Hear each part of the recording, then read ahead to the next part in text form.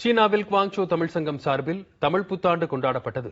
இந்நிகழ்ச்சியில் சிறப்பு விருந்தினர்களாக குவாங்சோ நகரின் துணை தூதர் சைலாஸ் தங்கல், சீன வானொலி தமிழ் பிரிவின் தலைவர் கலைமகள் ஆகியோர் பங்கேற்று உரையாற்றினர்.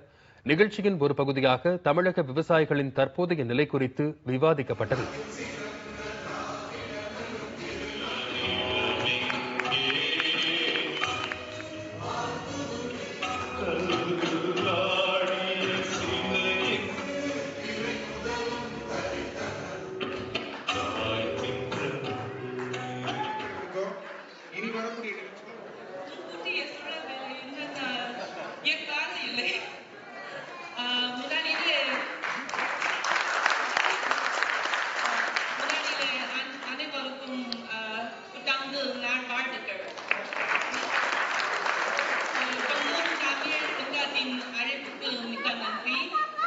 சீன வானொலி தமிழ் ஒலிபரப்பு சுமார் 50 ஆண்டுகளுக்கு மேலாக ஒலிபரப்பு நிகழ்ச்சி வழங்கியுள்ளோம்.